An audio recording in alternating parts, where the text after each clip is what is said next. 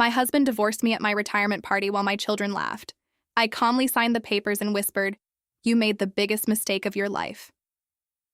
2 months later. My name is Sandra Ferreira, and I gave 35 years of my life to Cleveland Municipal Power. 35 years climbing poles in the rain, working Christmas mornings while my family slept in, answering emergency calls at 2 a.m. while the city went dark outside my windshield. I kept the lights on. I kept people warm. I came home dirty and exhausted every single day, and I was proud of it. My retirement party was supposed to be a celebration. It turned into the moment I learned exactly what my family thought of me. Roberto handed me the divorce papers in front of 130 people. My own children laughed, and I smiled, signed every page, slid them back across the table, and said, "You have no idea what you just did. Let me take you back, because to understand that night, you need to understand the 20 years that came before it." I married Roberto Castillo when I was 26. He was an accountant at a mid-sized firm downtown, charming in the way men are when they want something, attentive in the way they stop being once they have it. We had 2 children. Lucas, now 27, in graduate school for economics. Camilla, 24, fresh out of her MBA program, already wearing her degree like armor. For the first few years, Roberto tolerated my job. He'd tell people at dinner parties that his wife worked for the city, the same way you might say someone has a condition, technically accurate, deliberately vague. But as the years passed and his ego grew, toleration became contempt. "Sandra's in utilities," he'd say to colleagues, with that practiced shrug of his. The kids learned it from him. Lucas, by the time he was 15, had developed an elegant strategy for avoiding the subject entirely. If someone asked what his mother did, he'd look at his phone, mumble something about infrastructure, and change the subject before anyone could follow up. Camilla was sharper. She'd look people directly in the eyes and say, "She's between transitions right now." I was working the same job I'd had for 33 years. Roberto's narrative about our finances was equally precise. He managed our accounts, or so he believed. He'd complain to his sister on the phone about how we were stretched thin, how my salary barely covered my half of the mortgage, how he carried the family financially while I played lineman. His words. He was wrong about all of it. He just didn't know he was wrong, because he'd never bothered to ask. I'd learned something in my 20s. Watching my father lose everything in a divorce settlement he never saw coming. Quiet money is protected money. So while Roberto deposited his salary and spent it on restaurants and golf memberships and the kind of suits that tell people he mattered, I was doing something else entirely with mine. My first property was a duplex in Lakewood. I bought it in 2008 when the market collapsed. $15,000 down, fixed it myself on weekends, had tenants inside it within 4 months. The cash flow was modest at first, barely enough to cover the mortgage. But it was mine, titled in my name. Purchased with income, Roberto never tracked because Roberto never asked. I said nothing. I kept buying. A single-family rental in Parma in 2009, a triplex in Cleveland Heights in 2011, a small apartment building in 2013, each one selected carefully, each one generating positive cash flow, each one completely invisible to my husband, who believed we were a middle-income couple with modest savings and a modest future. Meanwhile, his contempt compounded like interest. By the time Camilla was 20, she'd stopped inviting me to her university events. "It's a professional networking thing, Mom," she'd say. "You wouldn't really fit in." By the time Lucas started his graduate program, he'd developed a habit of asking me for money the way you tip someone at a hotel. Briefly, without eye contact, with the clear implication that you're doing them a favor by acknowledging their existence. I co-signed $30,000 in student loans for Camilla. She'd tried 3 other people before me. When she finally called, her exact words were, "Mom, I hate to ask, but you're honestly my last option." My only value, apparently, was as a financial backstop. The worst part was Roberto, not the contempt. I'd made my peace with that. What I couldn't make my peace with was watching him rewrite our history. He'd sit at the head of the dinner table and speak about my career as though it were a series of unfortunate choices I'd made before meeting him. He'd laugh about my work boots, my calluses, my habit of checking the weather before bed. "Sandra's simple," he'd tell people. "She doesn't need much." Like I was a plant he occasionally watered. I noticed the changes in him the summer before my retirement. The new cologne, the gym membership upgrade, platinum tier, including personal training sessions with someone named Marcus Diaz. The dinners he claimed were client events. The phone calls he took standing on the back porch with the sliding door closed. I didn't confront him. I watched. I documented. I waited. Because that's what 35 years of line work teaches you. When the storm is coming, you don't run around warning people. You make sure your equipment is in order, you know where every line is buried, and you wait for the sky to show you exactly what it's going to do. Roberto thought he was about to walk away from a failed marriage with half of nothing. He had no idea I owned 11 properties. He had no idea I was generating $14,000 a month in rental income. He had no idea that while he'd spent 2 decades managing a household budget that barely existed, I'd been building something real. Quietly, carefully, in my own name, with my own hands. The retirement party was his idea. "After everything you've sacrificed," he said, "you deserve to be celebrated." I should have known then. People don't throw you a party because they love you. Sometimes they throw you a party because they need an audience. The signs weren't subtle. They never are, when someone has already decided to leave. Roberto started coming home later. Not dramatically late, just late enough that dinner was cold. Just late enough that the kids were already in their rooms. Just late enough that there was no obligation to sit across from me and pretend. He'd eat standing at the counter, phone face down beside his plate, and tell me about a client meeting or a filing deadline or some other story I'd stopped believing months ago. The financial infidelity showed up first in the credit card statements. I'd always paid close attention to our accounts. Not because I didn't trust him, but because I'd grown up watching my mother discover, at 53, that she had no idea what her family actually owned. I wasn't going to be that woman. So every month, quietly, I reviewed everything. August.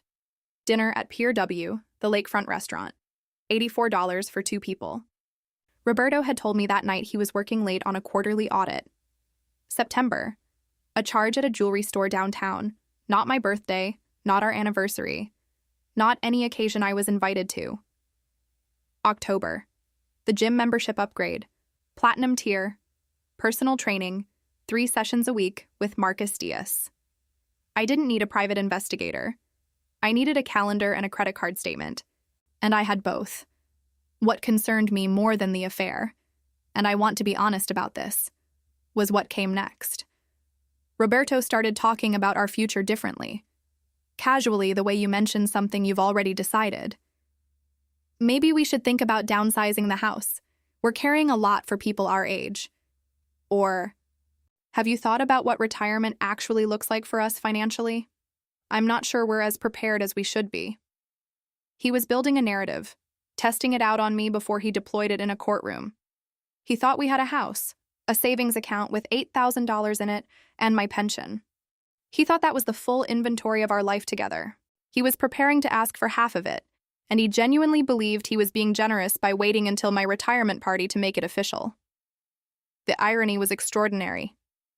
While he worried about our supposed financial fragility, I was depositing $14,000 a month in rental income into accounts he'd never seen.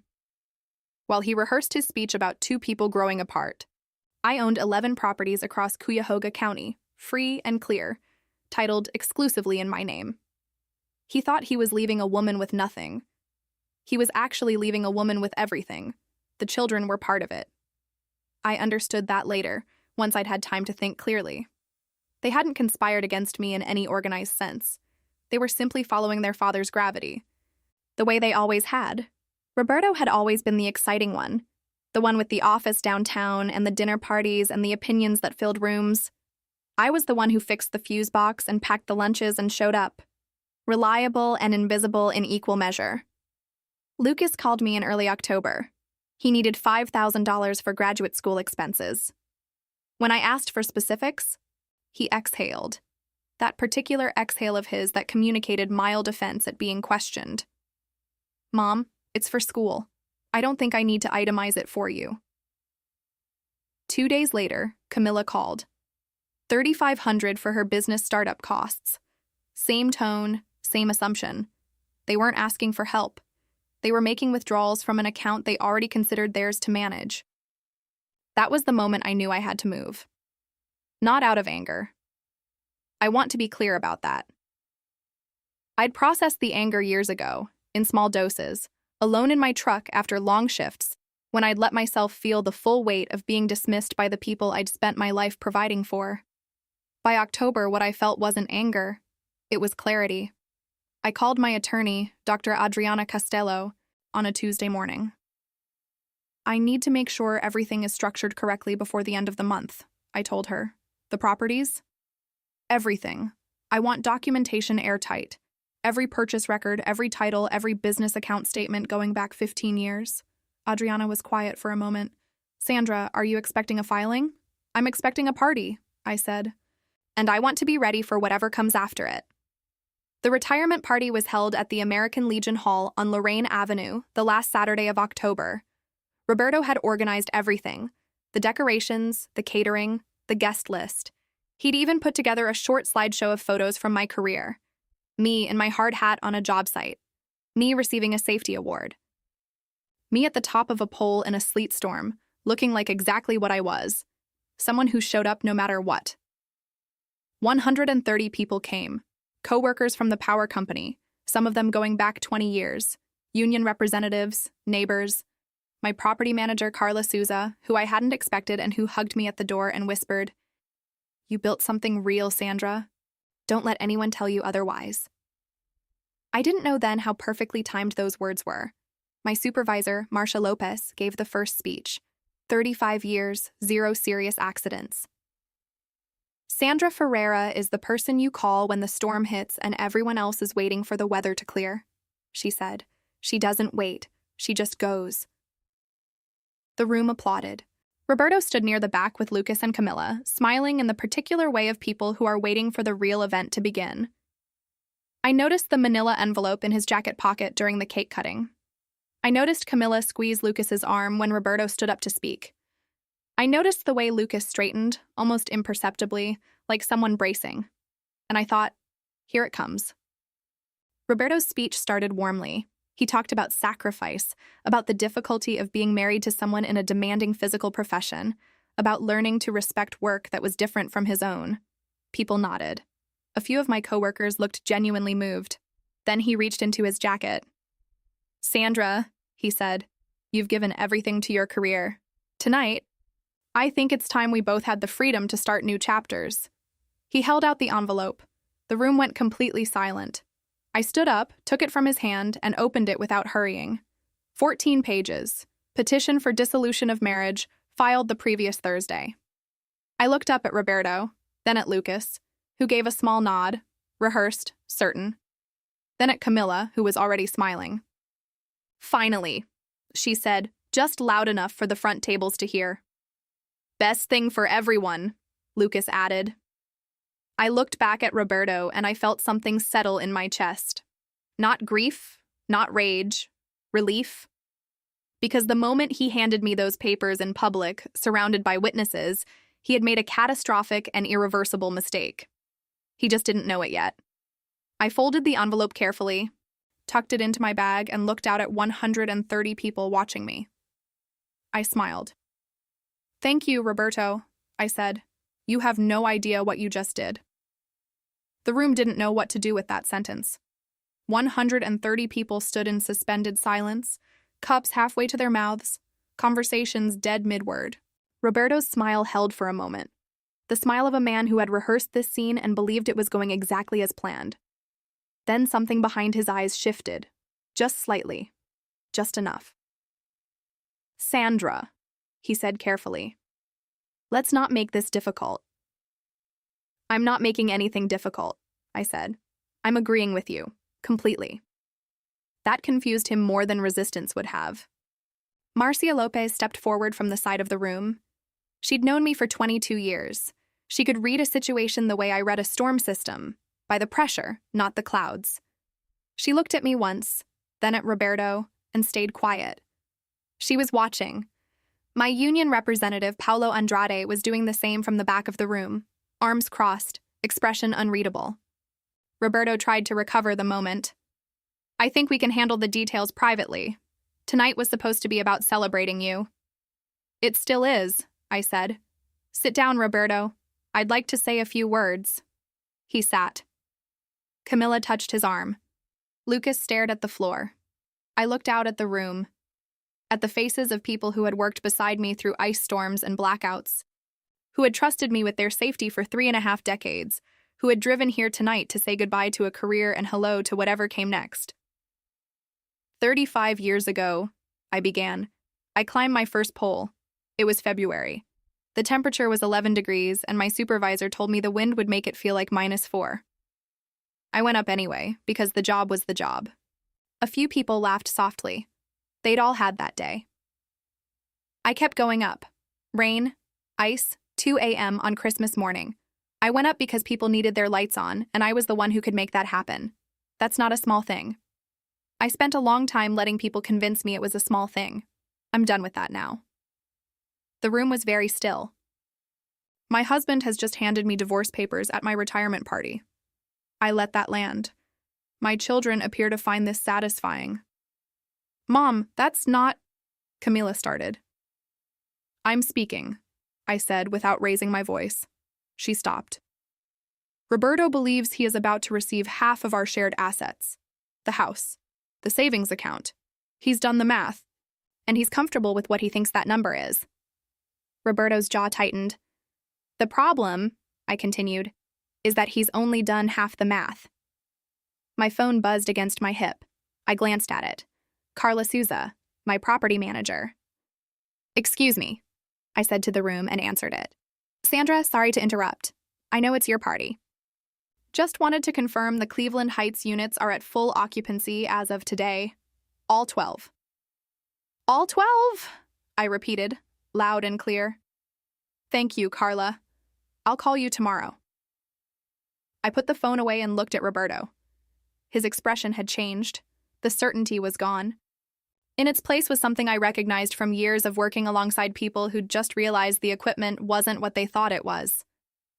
Full occupancy, Paulo Andrade said from the back, slowly. Sandra, how many units are we talking about? That building has 12, I said. It's the largest of the 11 properties I own. The silence that followed was a different kind of silence than before. The first silence had been shock. This one was comprehension arriving in real time. 11 properties, Marcia said, not as a question, more like she was testing the weight of the words. Started with a duplex in Lakewood in 2008, I said. Added 1 or 2 a year when the numbers made sense. Kept the portfolio in my name. Managed through separate business accounts I've maintained since the beginning. Roberto stood up. Sandra, this isn't the place. You chose the place, I said. You handed me papers in front of 130 people. This is exactly the place. Lucas was on his phone. Calculating, probably. Camilla had gone pale in the specific way of someone watching a plan collapse in real time. A woman near the window raised her hand slightly. I recognized her, Dr. Renata Vieira, a real estate attorney who had come as a guest of one of my co-workers. She'd introduced herself to me earlier in the evening. I don't mean to intrude, she said, but if these properties were purchased with individual earnings and titled solely in your name, under Ohio law, that's a strong case for separate property classification. That's my understanding as well, I said. My attorney has the documentation going back 15 years. Roberto's voice dropped. You've been planning this. I've been protecting myself, I said. There's a difference. How much? He asked. The room heard it. He hadn't meant to say it that loudly, but the room heard it. The portfolio is valued at approximately $2.3 million, I said. Monthly rental income runs just under $14,000. The savings account you intend to split has $9,000 in it. The house carries equity of about $42,000 after the remaining mortgage.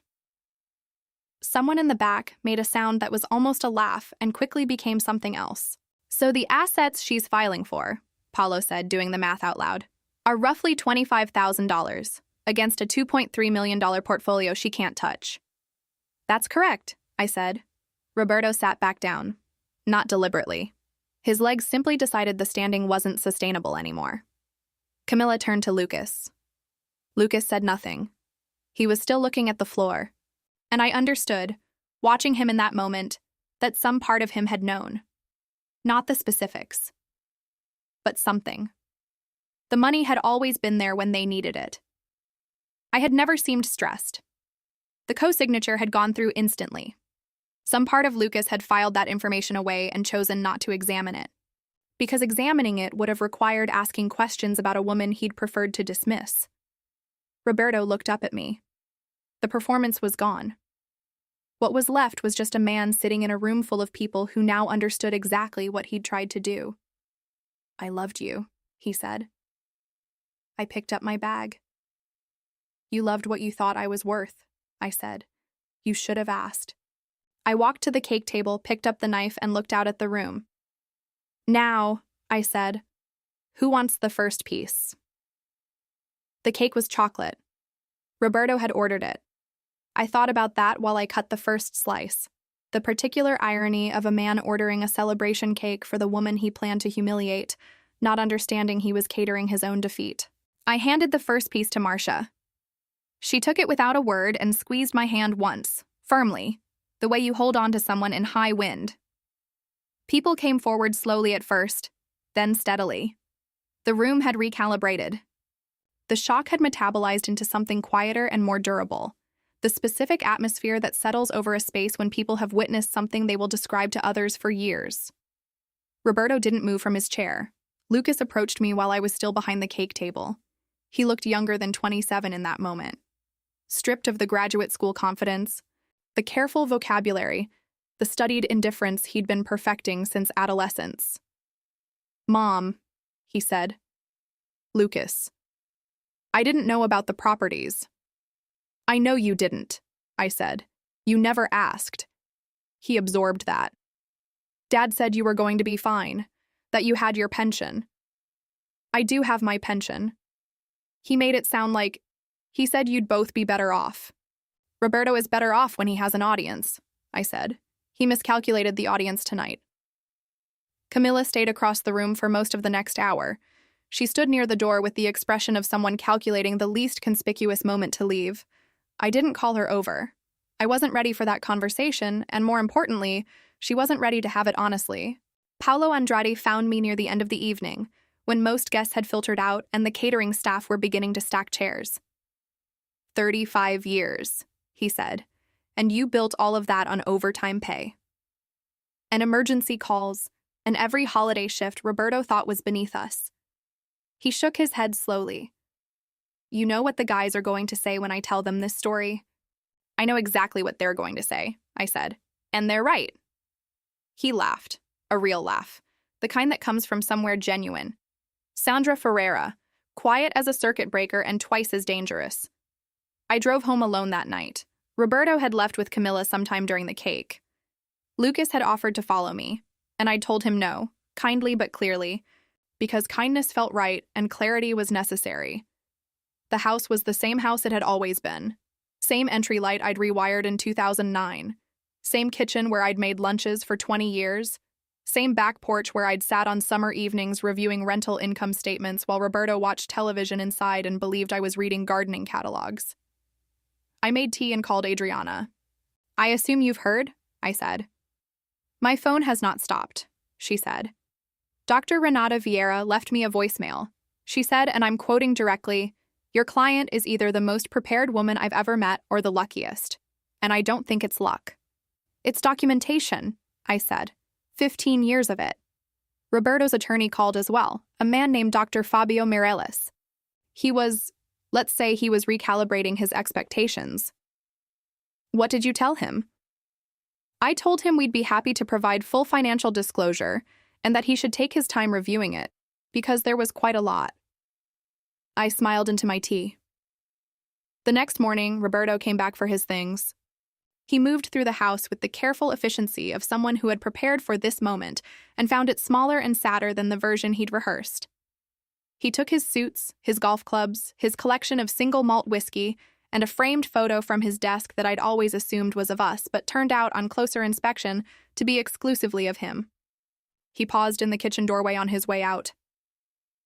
"The kids are going to need help," he said, with the transition. "The kids are adults," I said. "Camilla's business loan was contingent on a co-signer." "I'm aware. And Lucas has his final year of funding to sort out." Also aware. He waited, as though I might say something that would make the exit easier for him. When I didn't, he nodded once, picked up his last bag, and left. I sat with the silence for a while. Then I called Carla. "The Parma property," I said. "That cash offer from last week. Accept it." "At asking price?" "At asking price, I want it closed before the end of the month." "Sandra, that's a $50,000 gain in 3 years." "I know," I said. "Reinvest it in the Euclid renovation. The kitchen and both bathrooms. I want that building ready for new tenants by spring." "Done," she said. "And for what it's worth, the whole city knows what happened last night. 2 of my other clients texted me this morning asking if the story was real."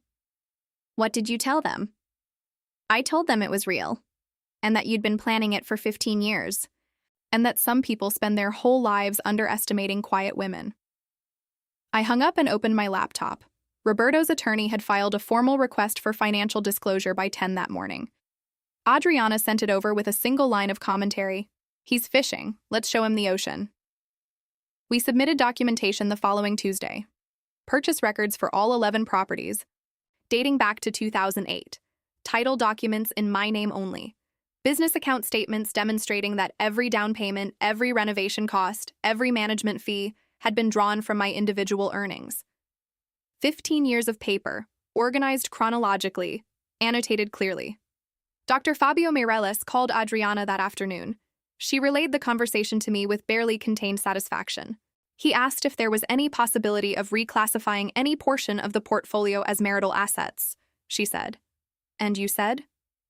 "I said we'd be delighted to discuss any specific property he believed was purchased with marital funds, provided he could identify the transaction, the account, and the date." He went quiet for quite a long time. "I imagine he did." He then asked about spousal support. I set down my mug. "On what basis?" "Standard of living during the marriage. He's arguing that Roberto became accustomed to a certain lifestyle that your income contributed to." "Roberto became accustomed to a lifestyle he believed was funded entirely by his own salary," I said. "He said so publicly, repeatedly for 20 years. His own children believed it. I have witnesses."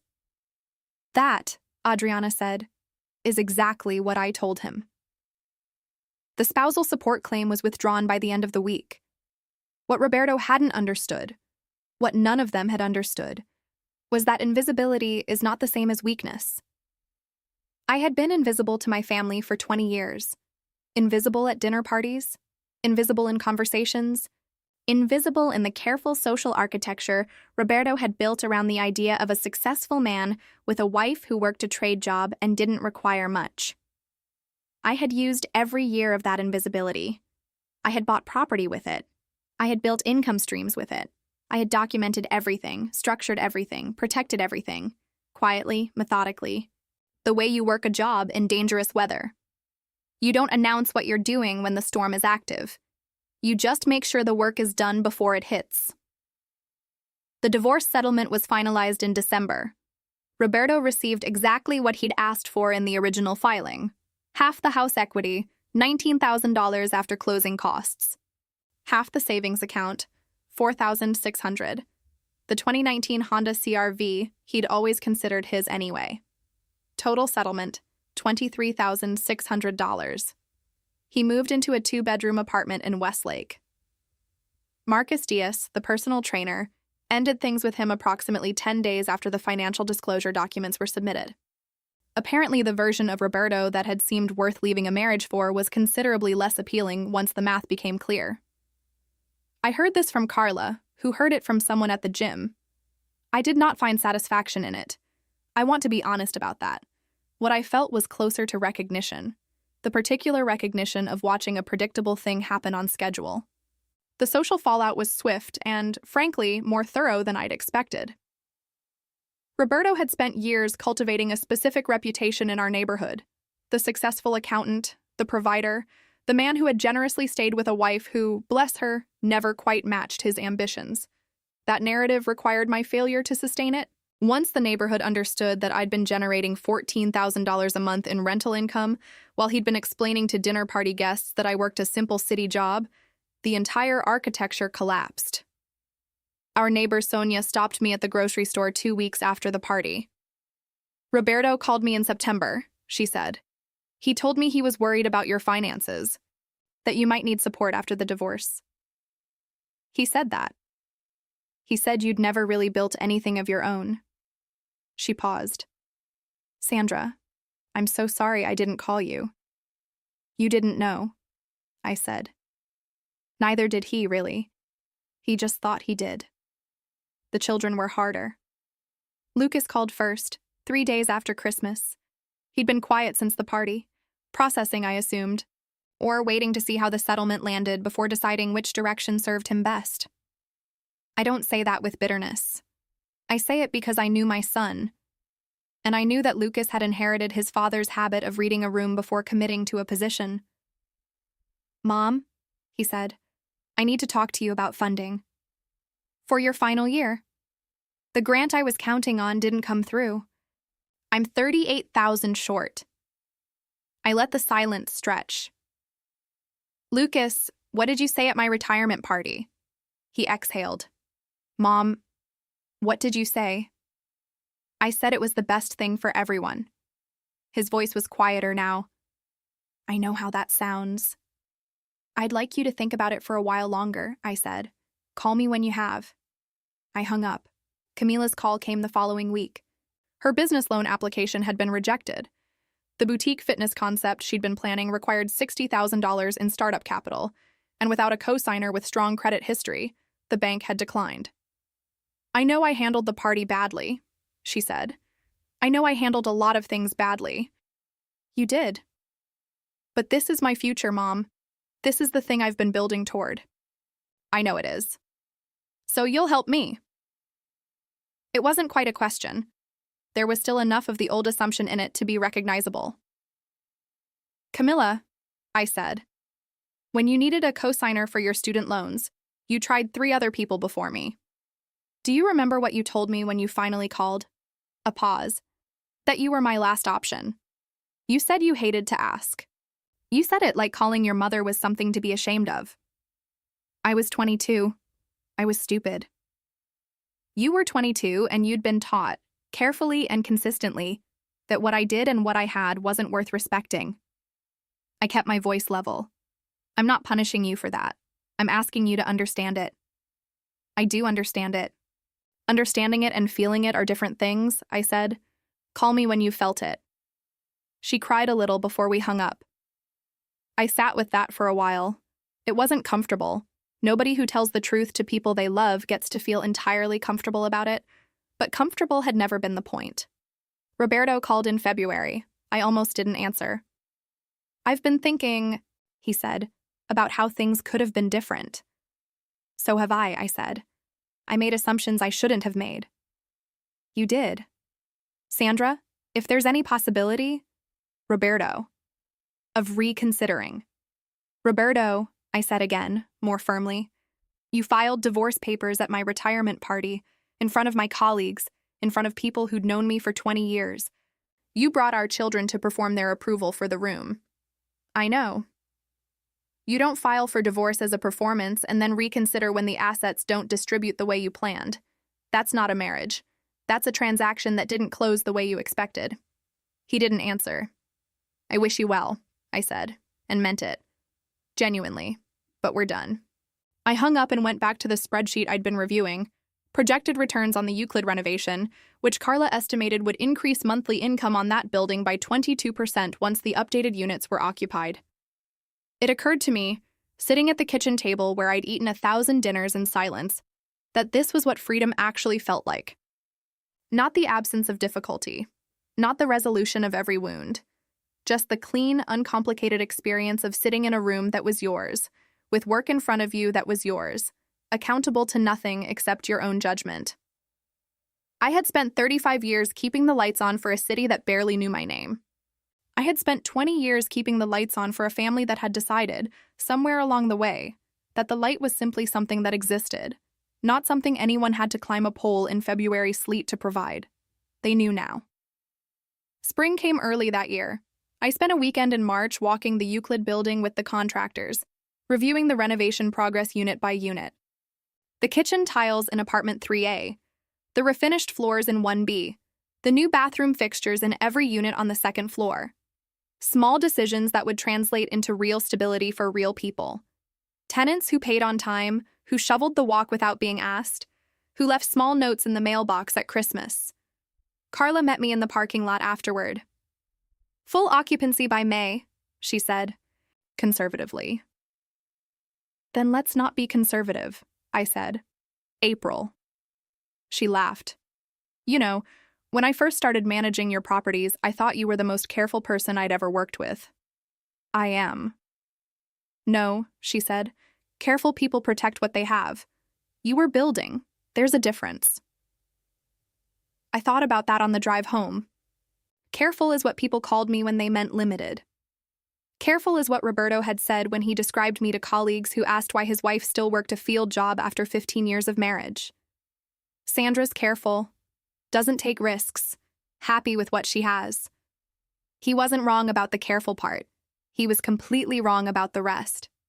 6 months after the divorce, I was sitting on the back porch with coffee and a rental income statement when Lucas knocked on the back gate. He looked different. Not older, exactly. More honest, maybe. Like something he'd been holding at a careful distance had finally been allowed to get close enough to matter. I'm not here to ask for anything, he said before I could speak. I know, I said. Come in. He sat across from me and looked at the yard for a while. The garden I'd planted the spring Roberto left, which had no practical purpose whatsoever and which I tended every morning with something approaching joy. I got a job, he said. Research assistant at the university. It's not glamorous, 26 hours a week, $12 an hour. How does it feel? He thought about it seriously, which told me something. The Lucas who had called me from graduate school never thought about things seriously. He performed seriousness, which is different. It feels like mine, he said. That's the only way I can describe it. It just feels like something I actually did. I nodded. Mom, I need to ask you something and I need you to answer honestly. Always. Did you know before the party? Did you know what Dad was planning? I suspected for months, I said. I knew for certain about 3 weeks before. And you let it happen.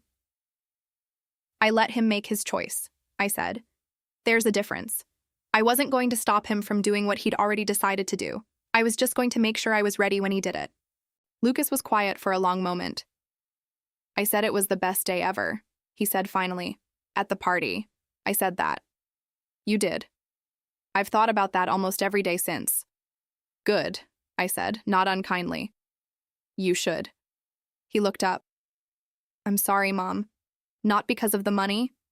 Because of what it meant about how I'd been seeing you. I let that sit between us without rushing to fill it. Apologies need air.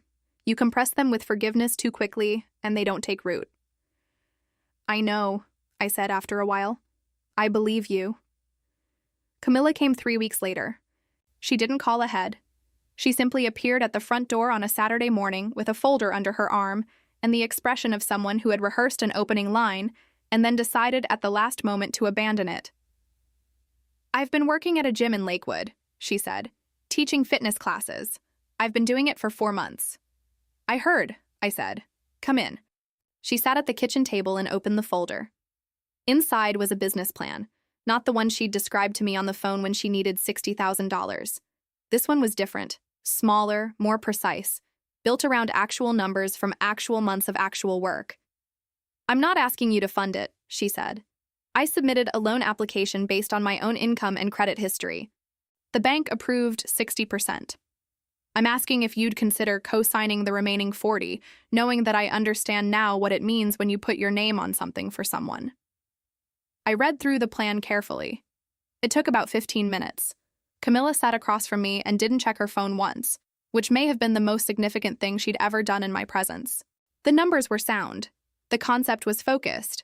The projections were conservative in the way that suggested she'd been taught to be honest by something that had cost her. You did this yourself, I said. Every line, she said. I co-signed.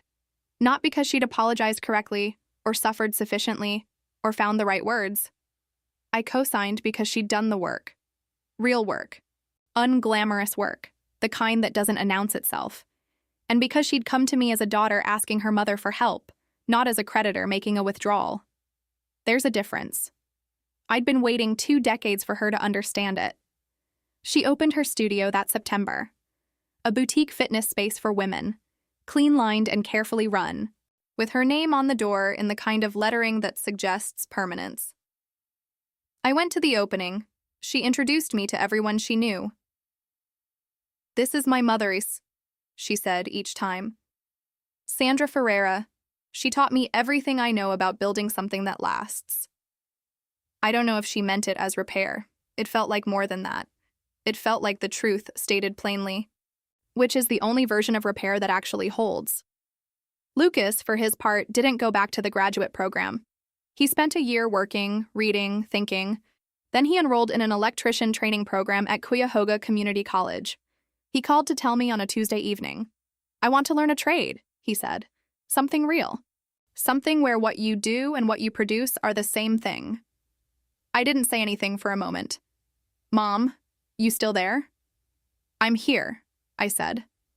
"I'm just thinking about the fact that I've been trying to explain that to you for 27 years. He laughed, a real laugh surprised out of him. "I know. I'm a slow learner." "You learned," I said. "That's what matters."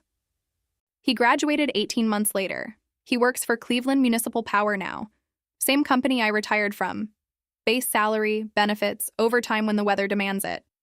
He called me the evening after his first emergency call. A downed line on the east side. 2 a.m, sleet. "Mom," he said. "I get it now." I knew what he meant. Not just the work, all of it. The portfolio stands at 12 properties now. I added a small mixed-use building in Ohio City last spring. Ground floor commercial, 4 residential units above. Carla negotiated the price down from asking. The monthly income runs just under $16,000. The work is quiet and steady and entirely mine. Roberto, last I heard, is still in the Westlake apartment. He remarried briefly, a woman from his office, and separated within the year. I don't track it closely. I don't have space in my calendar for stories that don't involve me. What I have space for? The garden, which produced more tomatoes this summer than I could possibly use and which I brought to my tenants building by building. Saturday mornings reviewing the books. The monthly call with Adriana, who tells me I'm her most organized client and means it as the highest possible compliment. The occasional evening on the back porch, watching the light change over the yard, and feeling, without effort or performance, genuinely at peace. I gave 35 years to a city that needed its lights kept on. I gave 20 years to a family that needed to learn the difference between taking something for granted and taking care of something. Both of those things are true. The city still runs. The family is finding its way. And I am sitting on my own porch, with my own coffee, watching the sun come down over a life I built myself. Quietly. Carefully. With both hands.